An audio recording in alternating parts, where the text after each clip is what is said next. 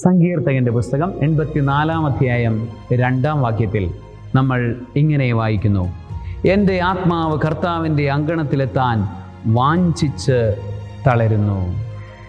എൻ്റെ ആത്മാവ് കർത്താവിൻ്റെ അങ്കണത്തിലെത്താൻ വാഞ്ചിച്ച് തളരുന്നു. സംഭവം ഇതാണ്. ദേവാലയത്തിലേക്ക് യാത്ര ചെയ്യുന്ന ഒരു യാത്രികൻ്റെ ഹൃദയമാണത്. യാത്രികൻ അങ്ങോട്ട് യാത്ര ചെയ്യുന്നു. ഒരുപാട് പേരോട് ചേർന്നുകൊണ്ട് ദേവാലയത്തിലേക്ക് തീർത്ഥയാത്ര ചെയ്തുകൊണ്ടിരിക്കുന്ന ഒരു തീർത്ഥാടകൻ്റെ ഹൃദയമാണത്. സങ്കീർത്തകൻ തീർത്ഥാടകരോടൊപ്പം ദേവാലയത്തിലേക്ക് യാത്ര ചെയ്യുകയാണ്. ജെറുസലേം ദേവാലയത്തിലേക്ക് യാത്ര ചെയ്യുന്നു.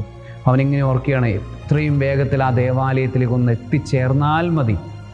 നമ്മൾ പണ്ടൊക്കെ കുഞ്ഞുങ്ങളായിരിക്കുമ്പോൾ തിരുനാളിന് പോകുമ്പോൾ പള്ളിയിലേക്കൊന്ന് എത്തിയാൽ മതി എന്ന് നമ്മളുടെ ഹൃദയം ഇങ്ങനെ കുഞ്ഞുനാളിൽ നമ്മൾ മിടിക്കുമായിരുന്നു. ഇതുപോലെയാണ് സങ്കീർത്തകൻ്റെ ഹൃദയം ഇങ്ങനെ തുടിക്കുകയാണ്. ദേവാലയത്തിലേക്കൊന്ന് എത്തിയാൽ മതി എന്നാണ് അവൻ പറയുന്നത്. പ്രിയപ്പെട്ട സഹോദരങ്ങളെ, ദേവാലയത്തെക്കുറിച്ചാണ് സങ്കീർത്തകൻ പാടുന്നതെങ്കിലും നമ്മളുടെ ജീവിതത്തിൽ ഈ വചനത്തിന് വലിയൊരു അർത്ഥമുണ്ട്.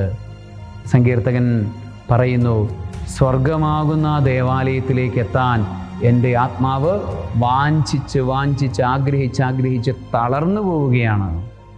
ഞാൻ ഏറെ വഴികൾ നടന്നിട്ട് ആ സ്വർഗത്തിൻ്റെ ആ വഴിയിലേക്ക് എനിക്ക്, അല്ലെങ്കിൽ ആ സ്വർഗത്തിലേക്ക് എത്തിച്ചേരാനായിട്ട് എനിക്ക് ഇനിയും സാധിച്ചിട്ടില്ല. അതുകൊണ്ട് ഞാൻ വീണ്ടും അതിനുവേണ്ടി ആഗ്രഹിച്ച് ആത്മീയമായി പണിയെടുത്തുകൊണ്ടിരിക്കുകയാണ്. ഇതാണ് വിശുദ്ധ അഗസ്തീനോസ് പറഞ്ഞത്: എൻ്റെ കർത്താവേ, അങ്ങയുടെ ഹൃദയത്തിൽ വാസം ചെയ്യുന്നതുവരെ എൻ്റെ ആത്മാവ് അസ്വസ്ഥമാണ്. അങ്ങിൽ വിലയം പ്രാപിക്കുന്നതുവരെ എൻ്റെ ആത്മാവ് അസ്വസ്ഥമാണെന്ന് വിശുദ്ധ അഗസ്തീനോസ് പറഞ്ഞതിൻ്റെ അർത്ഥം ഇതേ മനസ്സ്. ഇത് ഈ സങ്കീർത്തകന് ആ മനസ്സുണ്ടായില്ലേ? അതുപോലെ തന്നെ വിശുദ്ധന്മാർക്കെല്ലാം അതേ അനുഭവം പരിശുദ്ധാത്മാവ് കൊടുത്തു. അതുപോലെ തന്നെ നമുക്കും അതേ അനുഭവങ്ങൾ തന്നെ പരിശുദ്ധാത്മാവ് തരും. അതാണ് ഈ വചനത്തിലൂടെ നമ്മൾ ഇറ്റ്സ് എ യൂണിവേഴ്സൽ ഫീലിംഗ്. എല്ലാ മനുഷ്യർക്കുമായി ദൈവം നൽകിയിട്ടുള്ള ഒരു ആത്മീയമായ വികാരമാണത്. അത് അനുഭവിച്ചവന് മാത്രമേ അതിൻ്റെ സുഖം എന്തെന്ന് മനസ്സിലാക്കാൻ സാധിക്കുകയുള്ളൂ. തളർന്നു പോകുന്നു എന്ന് പറയുമ്പോഴും അതൊരു ആത്മീയമായ ആ ദൈവത്തിലേക്ക് ആശ്രയിക്കുന്ന ഒരു കുഞ്ഞിൻ്റെ തളർച്ചയാണത്.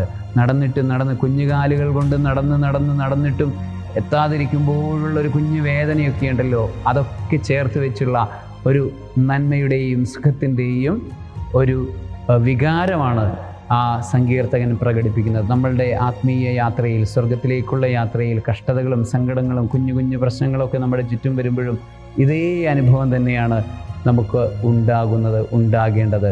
ആ പരിശുദ്ധാത്മാഭിഷേകം എന്നും നമ്മളുടെ ജീവിതത്തിൽ ഉണ്ടാകട്ടെ. സർവശക്തനായ ദൈവം, പിതാവും പുത്രനും പരിശുദ്ധാത്മാവും അവിടുത്തെ സ്വർഗത്തിലേക്ക് എത്തുന്നതുവരെ നിങ്ങളെ സമൃദ്ധമായി അനുഗ്രഹിക്കുമാറാകട്ടെ. അവിടുത്തെ കൃപാവരങ്ങൾ കൊണ്ട് നിറയ്ക്കട്ടെ.